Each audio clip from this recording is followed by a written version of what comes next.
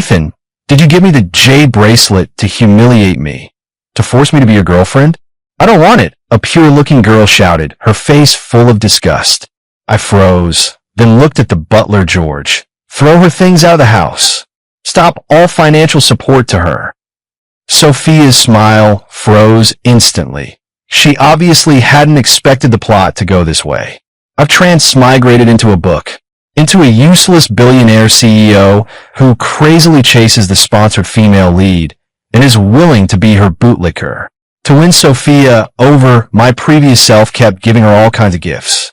But instead of being grateful, she scolded the previous incarnation for humiliating her with money. After berating him, she even made him beg before she would accept the gifts. Even so, the previous incarnation still thought Sophia wasn't tempted by money and was a good girl, so he intensified the gifts, more expensive and more frequent. And Sophia's appetite grew. Eventually she dangled him along, refusing to meet. The previous incarnation was frantic like an ant on a hot pan, as if he couldn't live without seeing her, even going so far as to give Sophia company shares just to secure a meeting. Only then did Sophia agree to meet. After taking the shares, she hinted that he should give her the rest of the shares before she agreed to be his girlfriend. My predecessor was foolish enough to believe her, but right after signing the share transfer agreement, she was immediately and disdainfully rejected by Sophia. You have nothing now. How could you possibly be worthy of me? You can't expect to stop me from pursuing a better life, can you? We're just ordinary friends. You're crossing the line. After saying that, she left my predecessor and flew off with her white knight Dylan. In the end, she had Dylan take care of the home while she took over the trillion-yuan company and became the leading lady. In her previous incarnation, racked with endless remorse, would spend her life alone for the sake of this great female lead. Ridiculous. Explosive. To make the great female lead stand out, they didn't care about the fate of the male supporting characters. Turning a billionaire CEO into such a foolish bootlicker and dressing it up as being madly in love. Man my foot. Just wait until I transmigrate into the book. I'll personally knock this so-called great female lead back to her true form. Ethan, what do you mean? Trying to force me to agree.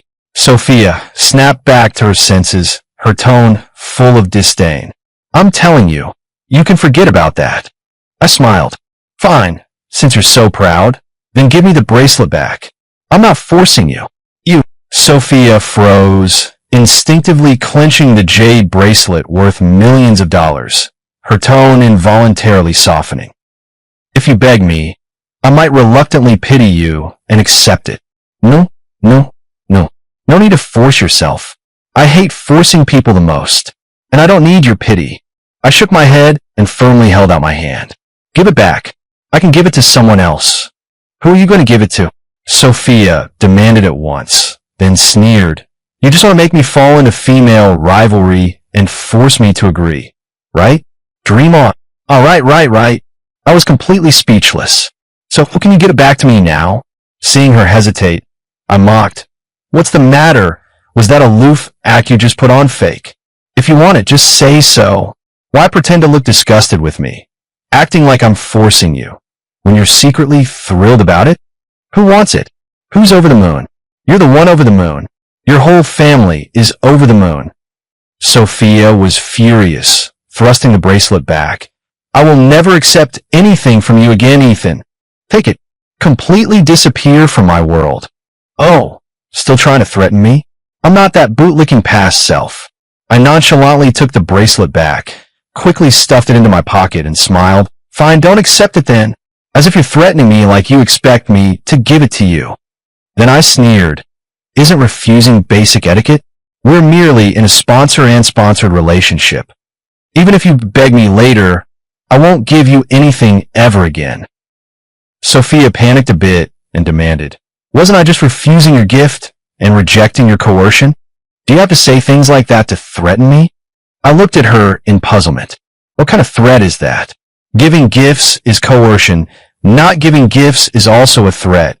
You're trapped between a rock and a hard place, contradicting yourself. Sophia's expression froze, and she stubbornly retorted, so what? I won't be oppressed by you anyway. Even if you kneel and beg me to take it later, I still won't accept. Ah, I laughed.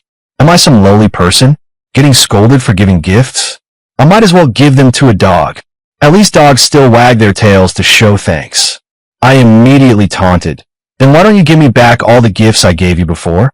I'll take back those pressures I put on you, how's that? Sophia was stunned, shrieking. How can you take back things you've already given away? Are you even a man? Precisely because I'm a man, I wouldn't force you to accept gifts. I said with a smile, what, you actually still want them badly, don't you? Then don't pretend to be so morally superior. Sophia's face darkened. How can you say that about me? Aren't you afraid I'll get mad and never speak to you again? A confident expression reappeared between her brows, as if victory were already hers. Get mad and ignore me? I almost laughed out loud. You say that like you're my girlfriend. Didn't you previously say I was just your sponsor and to not interfere in your life too much? If you're angry and ignoring me, what does that have to do with me? You. Sophia looked at me with a mix of shock and suspicion, then quickly snorted coldly. Putting on an act. Keep pretending. So that's what you were up to. After giving the gift, you forced me to return it. If I don't, is the next step going to be forcing me to pay with my body? She seemed to see through my scheme, her gaze even more filled with disgust. I'm telling you, Ethan, Sophia, will never be bullied by you. I'll just give everything back to you. Don't even think of forcing me. All right. Just give them back. No need to make threats. I cut her off and looked at George, who hesitated to speak. She agreed. Take back all the gifts on her and in the house. Then throw out all her personal belongings that are in the house. Mr. Ethan, are you serious? George asked cautiously. I replied as a matter of course. There's not a shred of room for reconciliation. Hearing this, George was so moved he burst into tears. Good, Mr. Ethan, you've finally come to your senses. You should have done this long ago. That poor girl you supported. What right does she have to put on airs in front of you? She's nothing but an ungrateful wretch. Saying that, George immediately stepped forward and snatched back the Patek Philippe watch, the diamond necklace, and the Hermes bag from Sophia. All these items were worth more than $1 million, because anything under $1 million Sophia simply wouldn't bother with. Sophia's face grew even grimmer. Ethan, do you really have to be that ruthless? I only criticized you a couple of times. Is this necessary? She was so angry her teeth were nearly clenched to pieces. Giving you gifts and getting yelled at. Who exactly is being more ruthless? I sneered. I just didn't want to force you to accept the gifts. What did I do wrong? You eat my food, wear my things, use my stuff, and instead of being grateful you slander me as having ulterior motives. Really? Showing your face like that? Then I snapped. I'm not forcing you anymore. Shouldn't you be happy about that? Or are you the type who wants it both ways? Enjoying my support while refusing to acknowledge my kindness and putting on that proud act like I'm the one fawning over you. What right do you have? Someone like you. If you eat a single piece of fruit in a private club, I'd have to give the club owner a piece of my mind. I told you before to get out of my world, and you weren't willing. Now what do you want? Sophia's face went pale, but she still put on a brave front. So what? Accepting your gift doesn't mean I'm going to accept you. I'm not like those women who are easily chased after. I'm the great female lead. I was completely speechless. Yes. Do whatever you want, whether you want to be a big female lead or a minor one. It's none of my business. Don't contact me again. All financial support is permanently canceled. Having said that, I turned to leave. Sophia panicked completely. She realized I was serious and hurried to stop me, her face full of anger as she said, "How can you just cancel the sponsorship like that? You're the CEO of a 100 billion company. How can you be so untrustworthy? If this gets out, humph." She tried to threaten me. I gave a derisive laugh. You eat delicacies and wear name-brand haute couture. Where is there any trace left of a sponsored student? All these things were given to you by me. I didn't mind, but I never expected you to take all of it for granted and even sneakily think I'm the villain. I snorted coldly. Why should I put up with this humiliation? If worst comes to worst, I'll just find someone else to sponsor. Back then I sponsored her because I was influenced by Sophia's so-called big heroin halo. Otherwise, with my status as a billionaire CEO, what would possess me to personally go to a remote rural school to pick a sponsorship candidate, immediately single Sophia out, and bring her home to be so well treated? Ridiculous. Sophia gritted her teeth and said very unwillingly, I admit my attitude was a bit bad just now, okay? I'll accept your gift, alright? Don't you get any more greedy. Having said that, Sophia reached out openly to take the bracelet. I snapped immediately, my ass. Don't give me that. How about I slap you twice first, then apologize, you willing? Get out of here. Don't come near me. I already gave you the chance. Once you miss it, there won't be another. After speaking, I ignored her and got into my Maybach, ready to leave. Sophia screamed in a panic. I've already apologized. What more do you want? Do you have to make things irreparable? Seeing that I completely ignored her, Sophia grew even angrier and tried to step forward to block the car, but was stopped by George.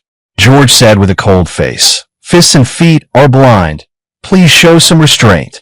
Sophia glanced at George's huge biceps, immediately took half a step back, and could only scream at me. Ethan, did you hear that? Your servant actually tried to hit me. Are you just going to stand there and do nothing? How can you be so cruel? Seeing that I had rolled up the car window, she was furious, practically about to explode. You're just trying to force me to be with you, aren't you? I'll tell you. No way. Even if you kneel and beg me in the future, I'll never pay you any mind again. Never ever. Too bad, I never paid her any attention from start to finish. Sophia felt like she'd been punched into cotton. She was miserable beyond words. When George heard that, he looked at her with contempt. Are you stupid? What kind of status does Mr.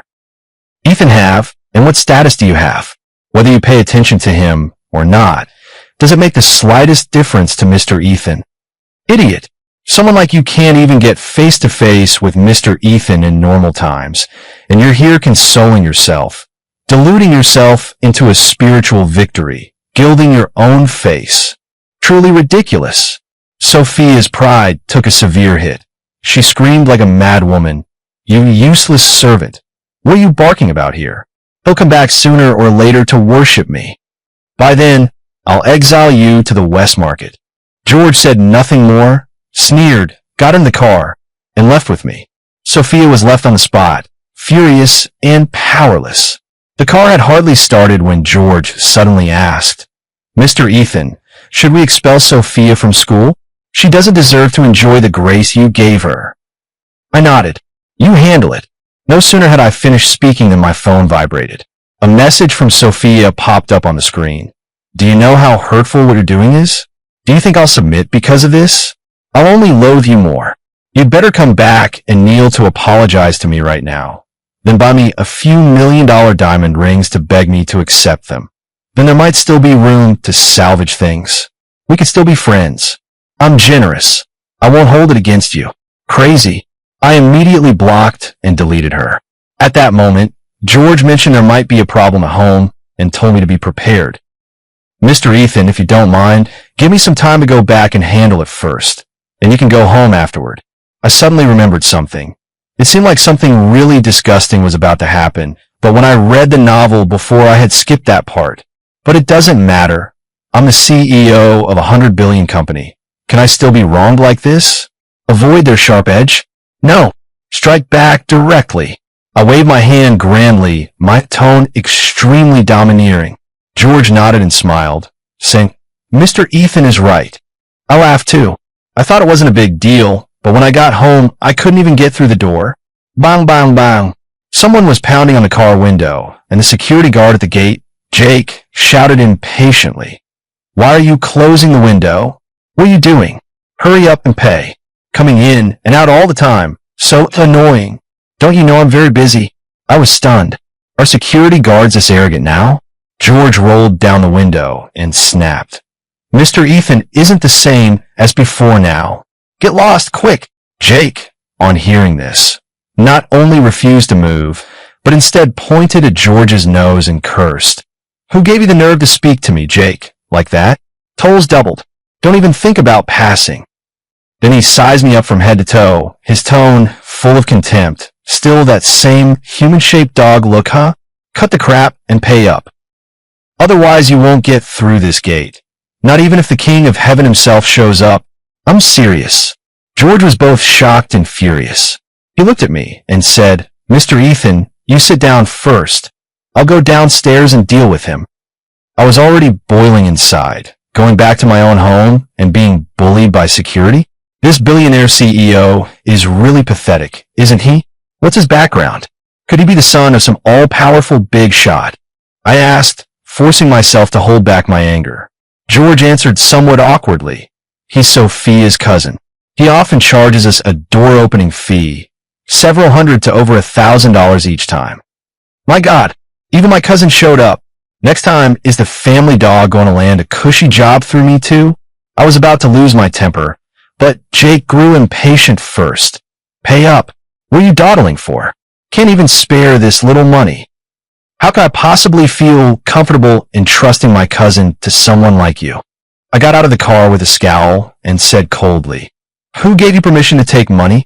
This is robbery and extortion. Do you understand? Didn't I pay you? George also got out of the car and explained, You did. $10,000 a month. $10,000? I almost dropped my jaw, looking at the skinny-armed, thin-legged Jake, laughing angrily. For him? Who do you look down on? Jake snorted, arrogant. If it weren't for my cousin's sake, do you think I'd take this lousy job? Robbery and extortion. Do you think I'm someone to be scared of? Go ahead then, call the police. If my cousin gets mad and ignores you, even if you kneel and beg me to be your father, I still won't forgive you. My eyelids twitched wildly. I stopped George, who was about to make a move, and another man hurried over with quick steps and slapped Jake across the face. Slap! Jake screamed miserably, knocked to the ground by my slap, clutching his cheek and looking at me in disbelief. You dare to hit me? You're asking for it. He roared, his eyes bloodshot, trying to get up and fight back, but I kicked him down again. I sneered, So what if I beat you? Saying that, I grabbed his neck, lifted him up, and then started furiously slapping his face. Smack! Collecting money, huh? Smack! Call me your old man. Huh? Smack! Think Sophia will get mad and ignore me. Huh? Smack! Want me to kneel and call you daddy, huh? Smack!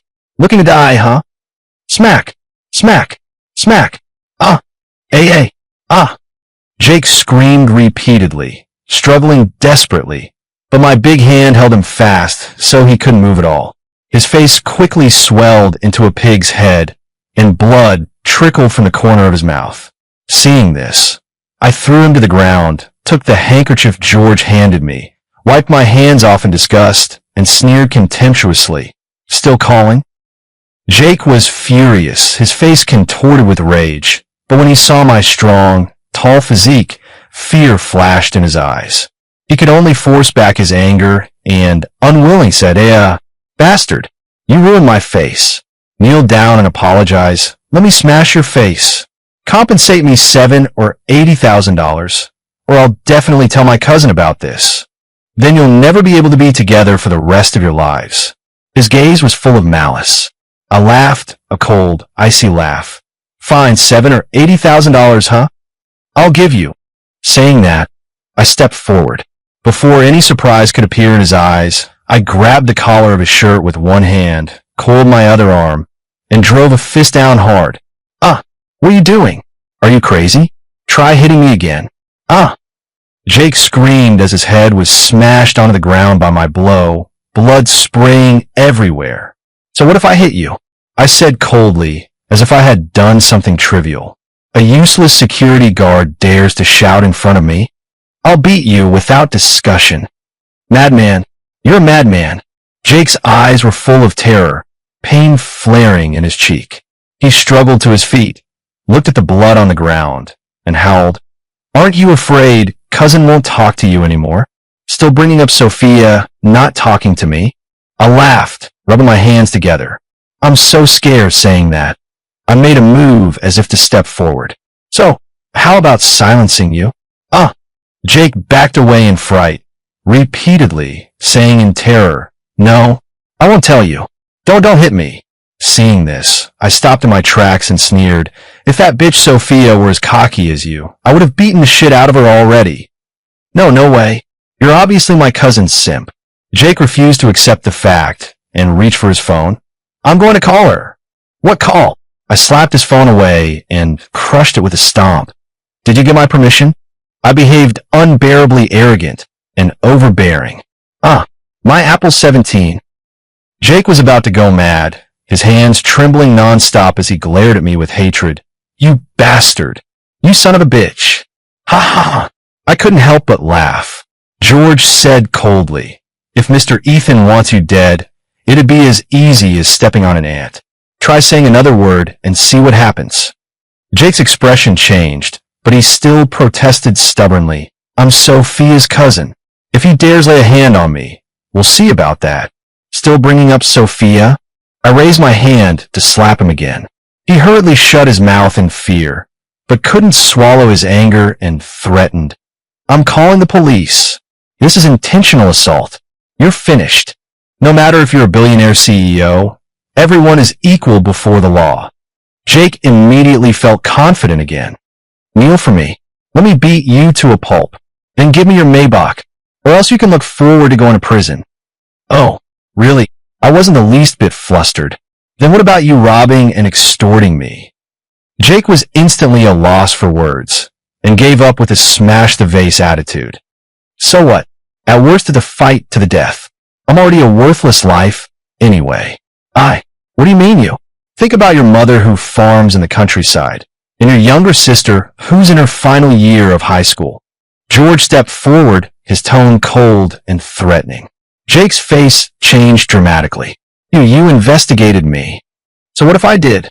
George grinned. "I didn't just investigate you. I have detailed records of every single thing you stole from Mr. Ethan over the years. The times you stole them, who you sold them to, how much you got for them, and exactly what the stolen money was used for. All this money together is enough to get you sentenced to life without parole." Jake panicked completely, pointing at George in terror. "Are you even human?"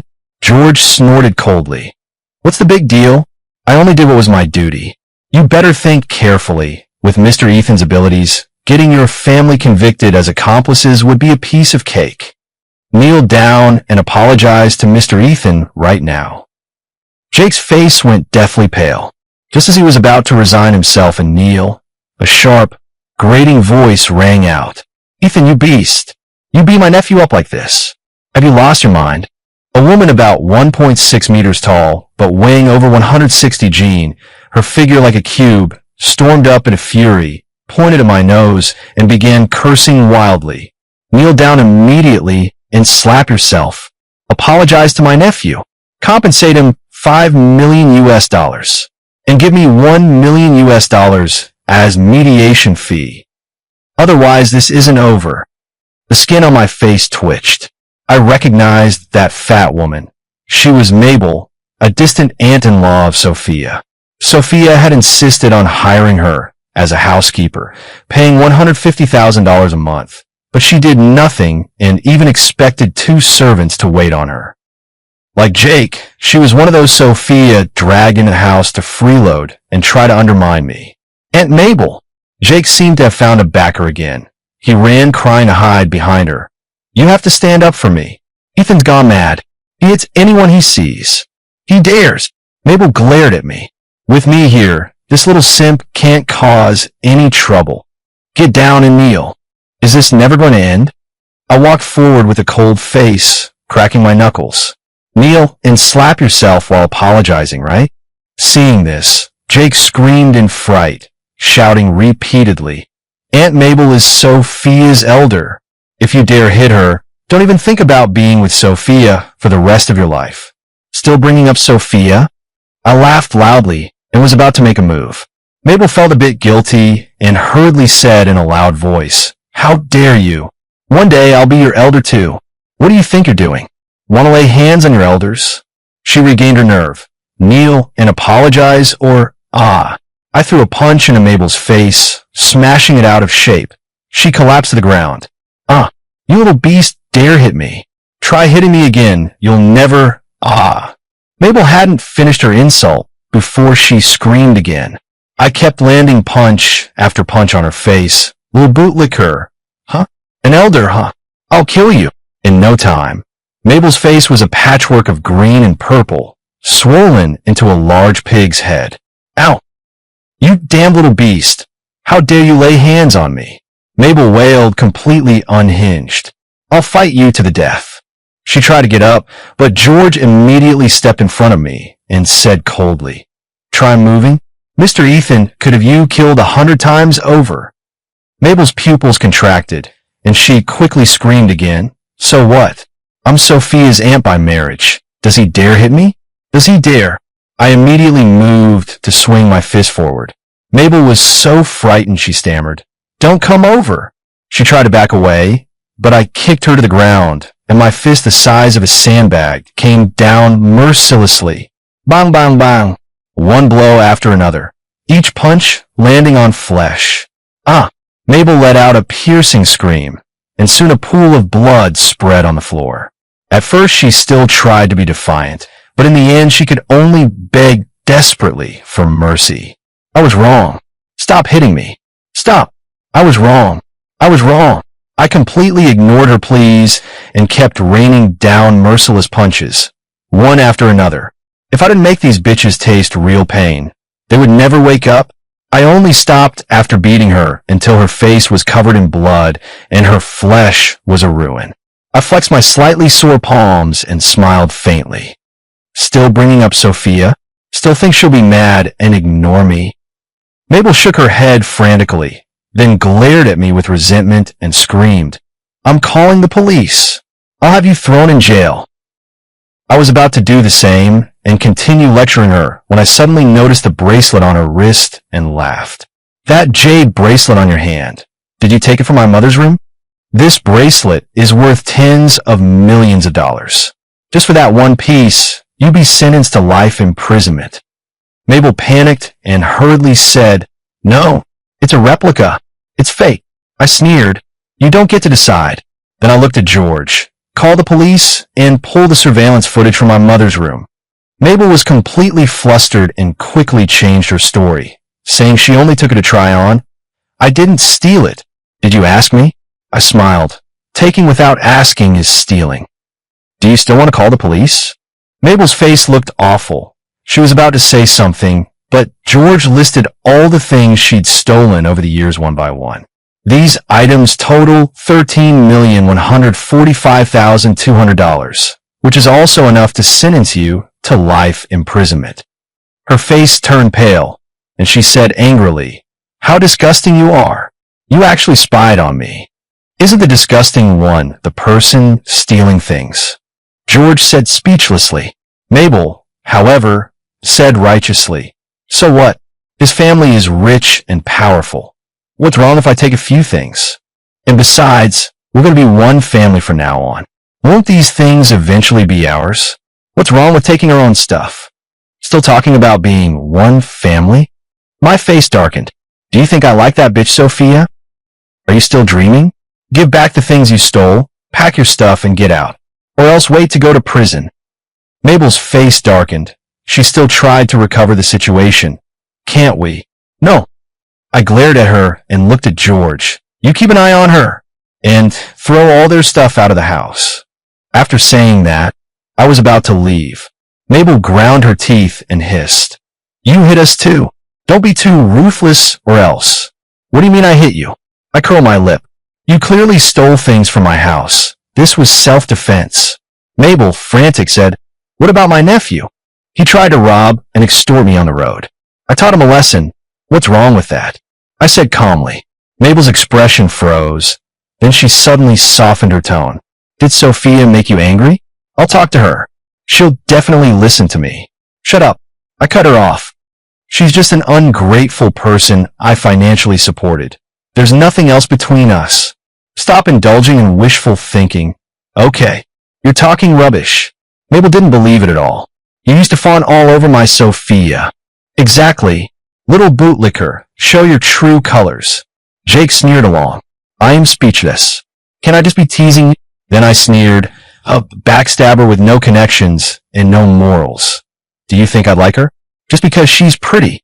Am I lacking pretty women around me? Mabel and Jake were both stunned, showing hesitant expressions.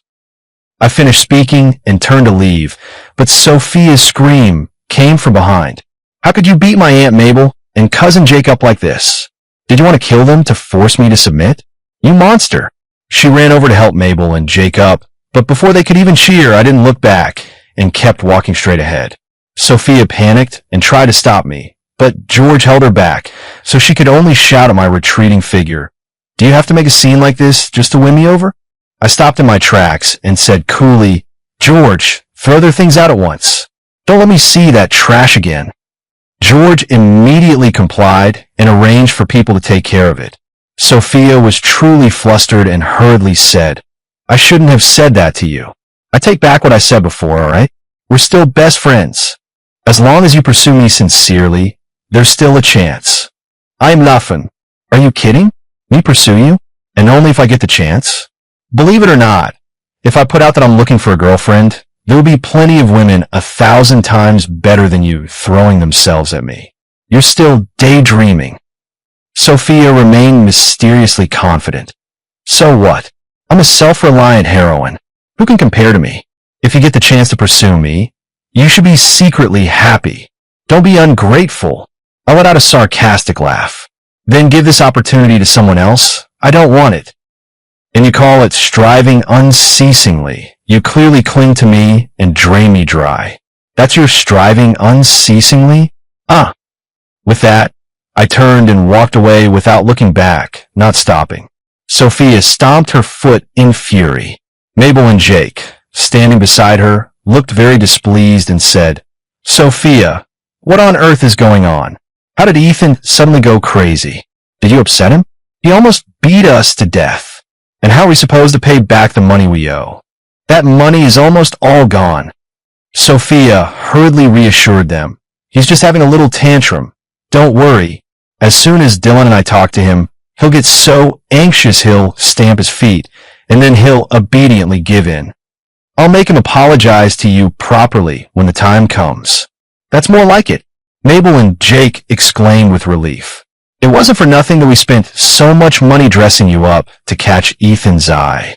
Don't you dare let us down, you two angel investors.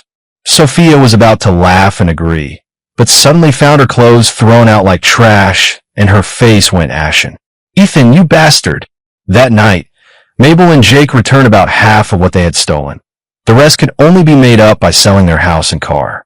Because Sophia had lent them a lot of money before, she could only find a cheap place to rent, and then she sent me harassing texts insulting me.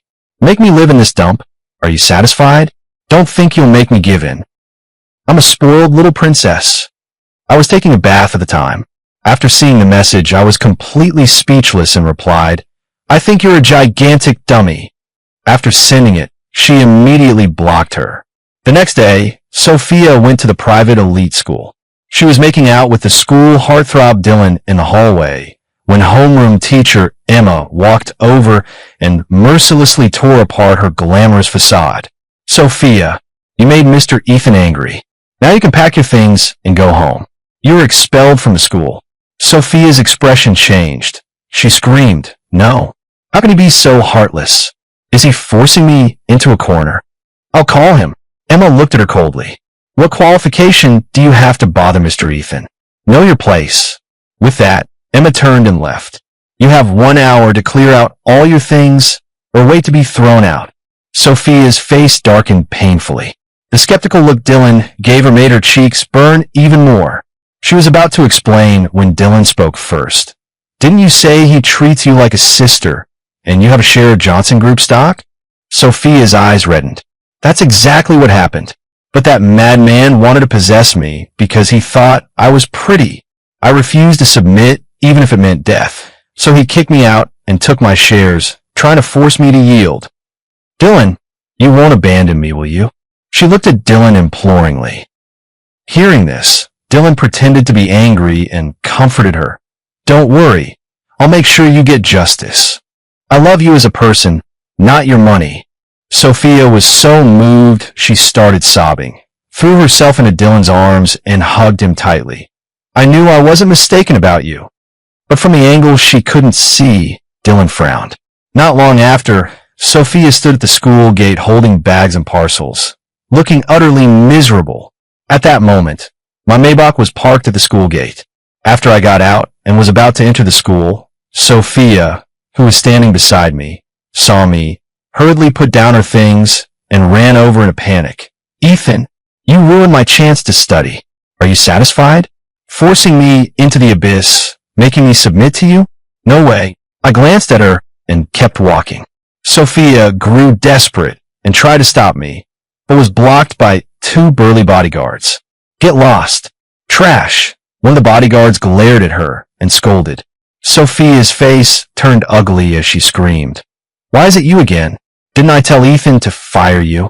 She then said angrily, Who are you calling trash? You're the trash. Do you want me to have Ethan fire you again? Kneel down and apologize to me right now. The bodyguard sneered when I didn't even turn my head and said, How could Mr. Ethan ever take a liking to a cheap woman like you?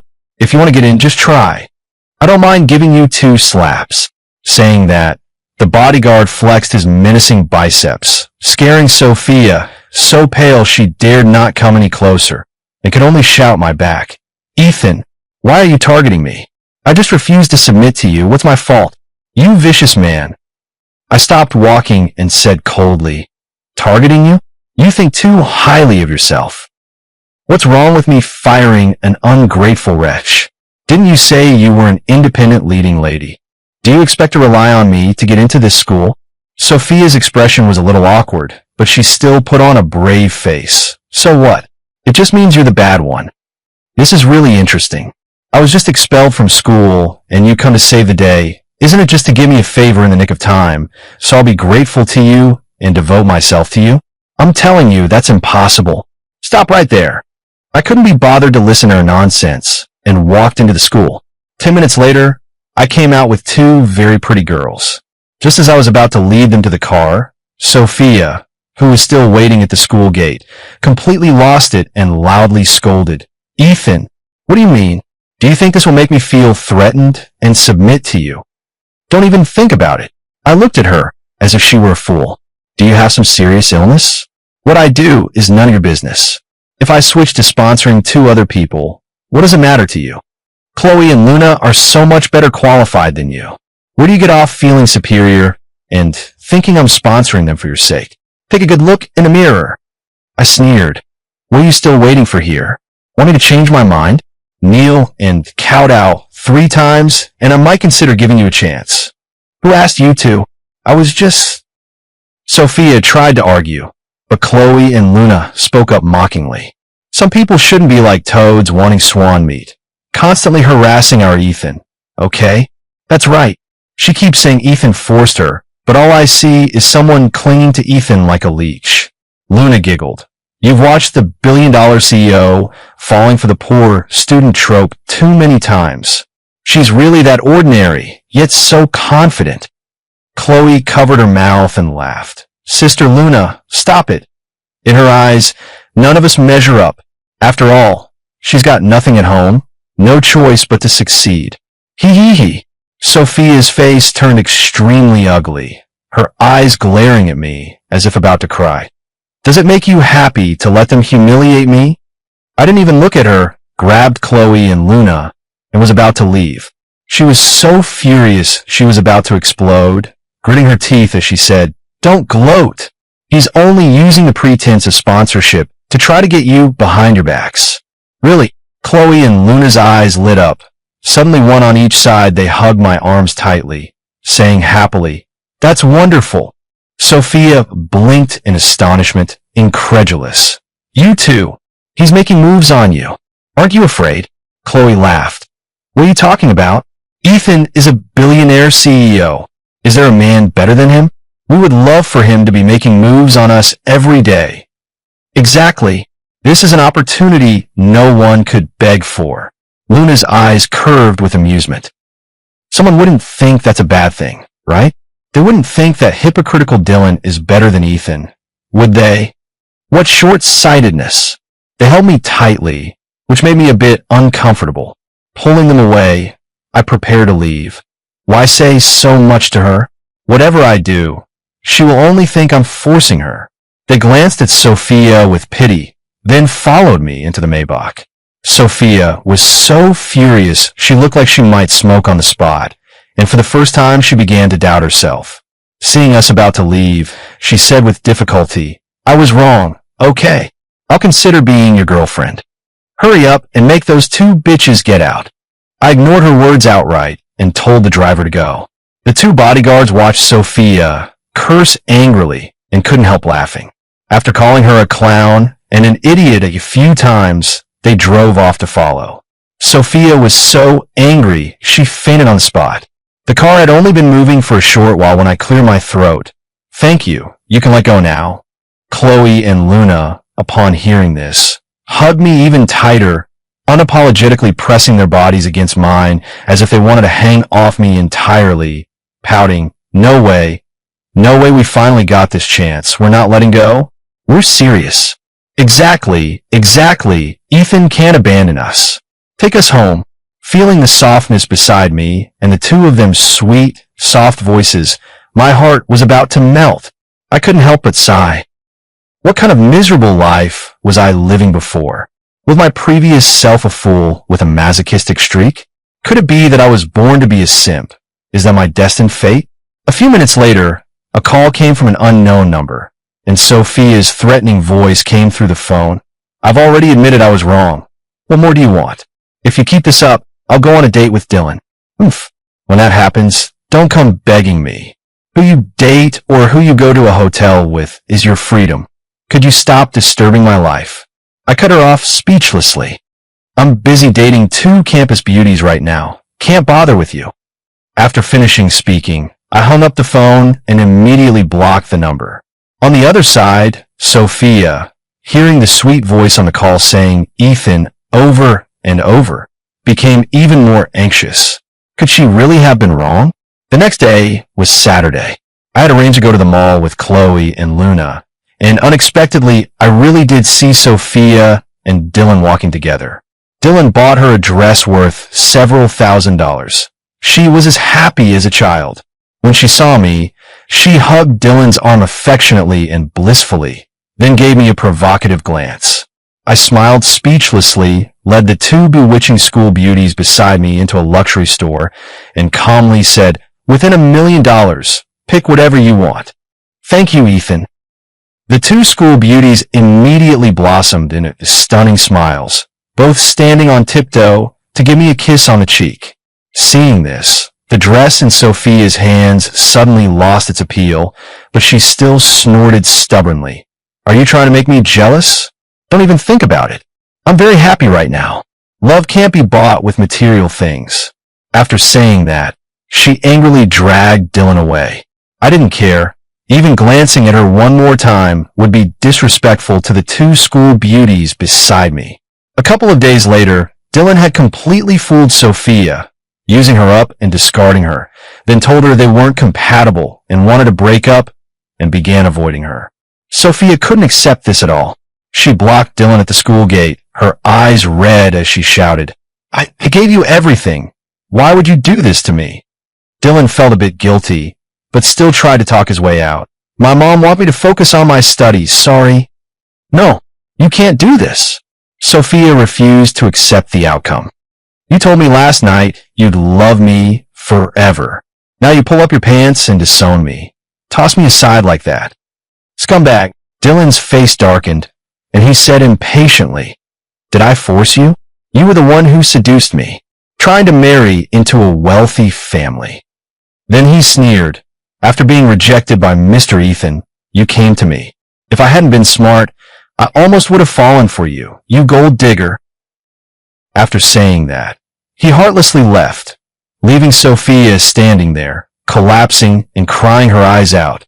Afterwards, she even ran to the gate of the neighborhood where I lived to block me, begging me on her knees for forgiveness. When I got off work and came home, I rolled down the car window and looked at her speechlessly. "What are you doing? What do I have to do for you to forgive me? Tell me. I'll agree to anything." Sophia's eyes were watery. Let me be your maid, your concubine, anything. I give in, you win. I laughed, chuckling. You're overthinking it. Whether you yield or not has nothing to do with me. This was all your one-sided wishful thinking. Okay. You think a billionaire CEO like me would go for trash that could be had for a few $1,000s. After saying that, I had the driver start the car to leave. Sophia completely lost it. No, this is all your scheme, right? Dylan was acting on your orders, wasn't he? You made me this humiliated on purpose, so I'd obediently give in to you. Saying that, she tried to rush forward, but was unfortunately stopped by the bodyguard who got out of the car behind her. I'm really speechless. Even now, she won't see reason. Right. I'm this billionaire CEO fool, insisting on marrying you. This penniless gold digger who's stringing me along. I must marry you. Are you insane? You take yourself way too seriously. Saying that, I told the driver to start the car. There were wealthy heiresses trying to win me over, innocent schoolbells, top-stream female idols, each gentle, attentive, and all strikingly beautiful. How could I possibly want Sophia, this second-hand goods? Just as I thought this, a soft body flung itself into my arms and, in a sticky voice, said, Ethan, I'm cold. I instinctively tightened my hold on Luna.